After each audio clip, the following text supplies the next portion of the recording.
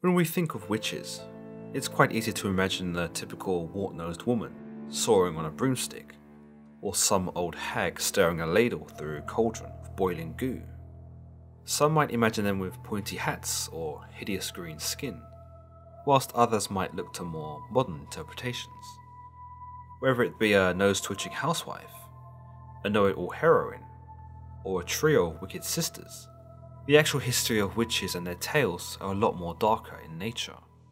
So without further ado, allow me to bring you 4 of the most chilling figures from witchcraft history. Mother Shipton. Formerly known as Ursula Sonthel, Mother Shipton was the daughter of a local girl named Agatha, who became pregnant at the age of 15. What's strange about this case is that Agatha refused to reveal the identity of the father when prompted.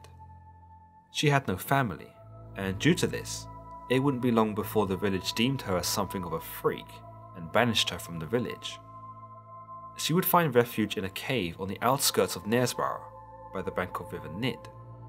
It's said that on one stormy night in 1488, where lightning crashed and thunder boomed, Agatha gave birth to Ursula. It wouldn't be long before the leader of monks at Knaresborough took an interest in Ursula, perhaps because of what legends say was her grotesque and hideous face. She was described as having a large crooked nose, and would go on to possess a bent back and twisted legs.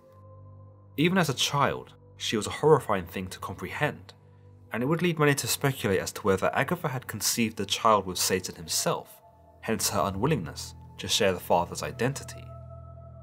Ursula would be placed with a local family, whilst her mother was sent to a convent in Nottinghamshire, only to die a few years later. Ursula would stray back to the cave in which she was born, and preferred isolation, choosing to live there. She eventually married at the age of 24. The lucky or unlucky bloke was a carpenter named Tobias Shipton, and while he was seemingly besotted with her, many suspected she had bewitched him, for how else could someone willingly make love to a woman like Ursula? Their time together was short though, because Tobias checked out of life early and died just 2 years after their marriage. It wouldn't be until she was the oldest woman in the village did she earn the name Mother Shipton. Ursula's witchcraft comes into question based on her prophecies. She would make her living telling the futures of all those who came to visit her, and her predictions were so accurate that she soon became known as the prophetess of Knaresborough, going on to rival the reputation of one such as the famous seer of fortunes, Nostradamus. She was even said to have messengers sent by the king to receive prophecies, although she would also draw the attention of holy man and Cardinal Thomas Wolsey, who wanted her burned for her heretical practice. Mother Shipton would go on to predict that Wolsey would meet a dreadful and shameful end. Funnily enough, he was arrested for treason by Henry Percy of Northumberland, where he would fall ill and die shortly after. There are other prophecies that Mother Shipton has supposedly told, including the plague, the Great Fire of London, the usage of flying vehicles, the American Civil War, and possibly even the internet. She died in 1561 at the age of 73, but due to her practices, she was denied burial by the church, and thus her grave is lost to history. Agnes Samson. Agnes Samson was said to be a witch who possessed magical healing powers that she would use frequently in old Scotland, back when Scotland was a place of dark mystery and ominous intrigue. King James VI was once returning from a Danish court with his new bride, Anne, where he had learned of witchcraft and dark arts that had plagued Denmark and Norway. The things he had seen had such an effect on him that when his ships were beset by storms upon his return to Scotland, he blamed it on witches. A great witch hunt took place in 1590, and it was not a good time to be a witch in Scotland. King James rounded up all those accused of witchcraft and would torture at least 6 women until they each confessed to summoning the storm, whereby they claimed to send devils upon the ships with their sorcery. This was all the proof that King James needed. Witch hunts raged across Scotland, and soon, profound healers like Agnes were arrested and questioned by the king himself. Agnes Samson underwent violent interrogation, but she still stood in stiff denial of the claims that she was a witch.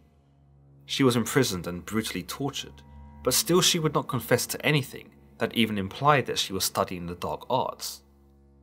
It was understood that she was stripped naked and thoroughly examined by her captors as they looked for what they called the devil's mark.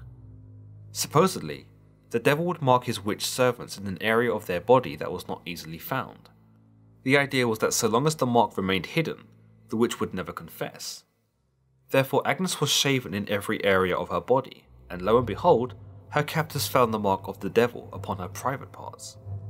She was said to immediately confess to witchcraft upon its discovery. Agnes was hung and burned at the stake. Her naked, hairless ghost is said to roam Holyrood Palace, where her accuser King James once lived. Mother Ludlum. Mother Ludlum was said to be a witch from legend, a supposed good witch who lived in a cave known simply as Mother Ludlum's Cave. The cave is located near Surrey in England and has been subject to many local legends. The legend has it that Mother Ludlum would loan out enchanted utensils and items, but that the person borrowing the item would be cursed if they did not return them. A large cauldron was once borrowed and not returned, and so Mother Ludlum turned angry. Fearing her wrath, the person who had borrowed the cauldron sought refuge in Frensham Church in Surrey. The cauldron in question remains in the church to this day. In another legend, the devil paid Mother Ludlum a visit, disguising himself as a member of the village. He asked to borrow the cauldron, but Mother Ludlum realised that he was the devil because he left hoof prints in the sand. She refused to serve him, and so the devil stole the cauldron and legged it. Mother Ludlum gave chase, and the devil was said to make great leaps to escape, thus creating a series of hills whenever he touched the ground. These hills are now said to be the sandstone hills that lie near Churt in Surrey, known as the Devil's Jumps. Mother Ludlum was able to recover the cauldron when the devil dropped it and placed it in the church to keep it safe from his clutches. Another legend has it that the cauldron can be borrowed by climbing to the highest point of the Devil's Jumps and whispering to the spirits who live there through a hole in the rocky outcrop of the summit. Supposedly, one who borrowed the cauldron failed to return it on time, and thus the spirits condemned him to have the cauldron follow him wherever he went. So distressed by the cauldron, he sought sanctuary in Frensham Church, where he collapsed and died, leaving the cauldron in the church once more. Alice Kittler. Alice Kittler was the first woman convicted of witchcraft in Ireland in the 14th century. She had been married to 3 different men, but on all occasions, her husbands would die, and she would inherit their wealth, making her quite a rich young woman. When her 4th husband John fell ill, he suspected witchcraft was at work, as he began losing his hair and his fingernails. He alerted his family before his death, but wasn't able to change his will. Therefore, upon dying, Alice still inherited all of his money, which his family resented. John's family went to the church to accuse Alice of witchcraft, and she would soon gain charges of cutting up animals to sacrifice to demons. She was also suspected of holding secret nocturnal meetings in the churches to perform black magic along with her followers.